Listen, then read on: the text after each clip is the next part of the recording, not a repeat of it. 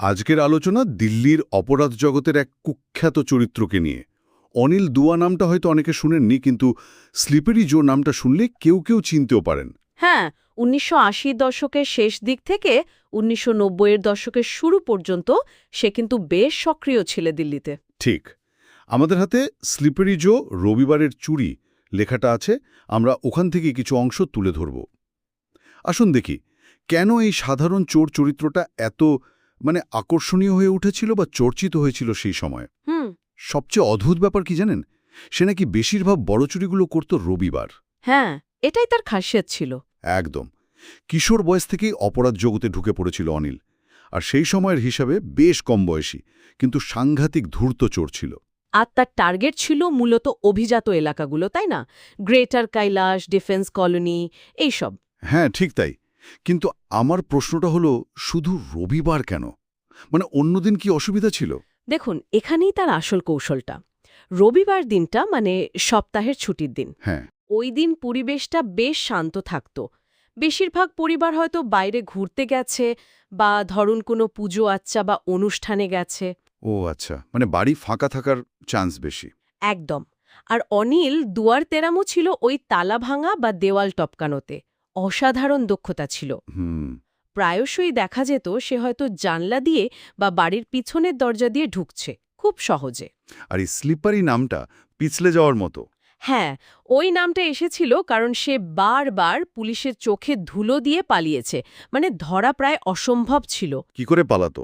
কখনো হয়তো জলের পাইপ বেয়ে নেমে গেল, আবার কখনো ভিড়ের মধ্যে এমনভাবে মিশে গেল যে আর খুঁজে পাওয়া গেল না।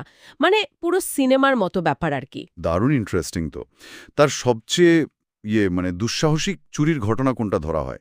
১৯৮৯ সালের একটা রবিবারের ঘটনা খুব চর্চিত। দক্ষিণ দিল্লির এক বড় ব্যবসায়ীর বাড়িতে ঢুকেছিল সে। রবিবার দুপুরে? হ্যাঁ, বাড়ির লোকেরা তখন মন্দিরে গিয়েছিল, আর সেই সুযোগে সে প্রায় ৫ লক্ষ টাকার সোনার গয়না আর নগদ নিয়ে চম্পট দেয়। ৫ লক্ষ টাকা! সেই সময় তো অনেক টাকা। অনেক টাকা। আর এটা থেকেই বোঝা যায় সে কতটা পরিকল্পনা করে কাজ করত। আগে থেকে নিশ্চয়ই বাড়ির লোকেদের রুটিন সে নজরে রাখত। হ্যাঁ, এই প্ল্যানিংটাই তাকে অন্যদের থেকে আলাদা করেছিল হয়তো। ঠিক। আর একটা জিনিস, সে কিন্তু খুব হিংস্র ছিল না, মারধর বা ওইসব করত না। ও, শুধু কৌশল? হ্যাঁ, কেবল কৌশল আর বুদ্ধির জোরেই কাজ হাসিল করত। হয়তো এই জন্যেই তার চরিত্রটা নিয়ে এত রহস্য, এত আলোচনা। আচ্ছা, 1992 সাল নাগাদ নাকি তার নামে ১০০টারও বেশি চুরির অভিযোগ জমা পড়েছিল? হ্যাঁ, ১০০রও বেশি কেস ফাইল হয়েছিল। ভাবুন একবার, দিল্লি পুলিশের জন্য এটা একটা বিরাট চ্যালেঞ্জ হয়ে দাঁড়িয়েছিল তখন। স্বাভাবিক। পুলিশ কি করল তখন? একটা স্পেশাল টিম তৈরি করা হয়েছিল তাকে ধরার জন্য। ব্যাপারটা বেশ সিরিয়াস হয়ে গিয়েছিল। বুঝলাম। আচ্ছা, এই যে এত টাকা গয়না সে চুরি করত, সেগুলো দিয়ে কি করত? এখানেও একটা মজার ব্যাপার আছে। সে কিন্তু ওই টাকা দিয়ে খুব জমকালো জীবনযাপন করত। দামি পোশাক, লেটেস্ট মোটরসাইকেল। তাই নাকি? কম বয়সেই?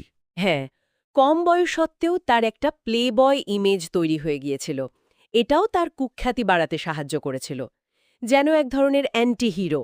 কিন্তু এই সব তো আর চিরদিন চলে না। ধরা পড়ল কবে? তার পতন হল ১৯৯৩ সালে। বয়স তখন মাত্র ২৩। মাত্র ২৩? কি করে ধরা পড়ল? বসন্ত বিহারে সেই রবিবারেই চুরি করতে ঢুকেছিল। কিন্তু এবার এক প্রতিবেশী তাকে দেখে ফেলে, আর সঙ্গে সঙ্গে পুলিশে খবর দিয়ে দেয়। তারপর দিল্লির রাস্তায় বেশ একটা নাটকীয় পুলিশ চেজ হয়। ধাওয়া পাল্টা ধাওয়া। শেষ পর্যন্ত সে ধরা পড়ে যায়। সিনেমার শেষ দৃশ্যের মতো। অনেকটা তাই। আর জেরার মুখে সে তার অনেক চুরির কথা স্বীকারও করে নেয়। আর তখনই পরিষ্কার হয়, রবিবারের ব্যাপারটা ফাঁকা বাড়ির সুবিধার জন্যে সে ওই দিনটা বেছে নিত। বিচারে কি হলো? ৭ বছরের জেল হয়েছিল তার। তারপর? জেল থেকে বেরিয়ে জেল থেকে ছাড়া পাওয়ার পর তার জীবনটা নিয়ে বেশ ধোঁয়াশা আছে। সঠিক তথ্য পাওয়া মুশকিল। যেমন কেউ কেউ বলে সে ছোটখাটো চুরি বা ওই ধরনের কাজ চালিয়ে গেছে। আবার শোনা যায় সে নাকি সব ছেড়ে ছুড়ে একজন মেকানিকের কাজ করত। সৎপথে ফেরার চেষ্টা আর কি। আচ্ছা। আরেকটা মত হল সে একেবারে লোকচক্ষুর আড়ালে চলে যায়, গায়েব হয়ে যায়। তার তার শেষ জীবনটা নিয়ে একটা রহস্য রয়েই গেছে। হ্যাঁ, আর এটা একটা জরুরি প্রশ্নও তুলে ধরে, তাই না? অপরাধীদের পুনর্বাসন, সমাজে তাদের আবার ফিরে আসা, এই বিষয়গুলো নিয়ে। একজন প্রাক্তন অপরাধীর পক্ষে কি স্বাভাবিক জীবনে ফেরাটা সহজ? সমাজ কি তাকে সেই সুযোগ দেয়? খুবই গুরুত্বপূর্ণ প্রশ্ন। সে যাই হোক, স্লিপারি জো আর তার রবিবারের চুরিগুলো কিন্তু দিল্লির অপরাধ জগতের ইতিহাসে একটা রোমাঞ্চকর গল্প হয়ে থাকবে। অবশ্যই। তারুণ্যের স্পর্ধা, ঝুঁকি নেওয়ার সাহস আর চাতুর্যের একটা অদ্ভুত মিশ্রণ ছিল তার মধ্যে। শোনা যায় তার গল্প নাকি অনেক লোককথা বা ক্রাইম ড্রামার চরিত্রকে অনুপ্রাণিত করেছে। হ্যাঁ, সেরকমটা শোনা যায়। তার গল্পটা আসলে এটাই দেখায় যে সুযোগ আর সঠিক টাইমিং, এই দুটো জিনিস কিভাবে একজন সাধারণ অপরাধীকেও আলোচনার কেন্দ্রে নিয়ে আসতে পারে। একদম। সবশেষে একটা বিষয় হয়তো ভাবার মতো, এই যে স্লিপারিজও শুধু রবিবারের ওপর ফোকাস করত, এটা কি শুধু তখনকার নিরাপত্তা ব্যবস্থার একটা ফাঁক বা দুর্বলতাকেই দেখায়, কি বলতে চাইছেন? নাকি এটা আরও বড় কিছুর ইঙ্গিত দেয়? মানে আমাদের চারপাশের যে কোনো সিস্টেম, সামাজিক হোক বা প্রযুক্তিগত, তার মধ্যেও কি এরকম নির্দিষ্ট প্যাটার্ন বা দুর্বলতা লুকিয়ে থাকতে পারে যা সুযোগ সন্ধানীরা ব্যবহার করতে পারে? Interesting point.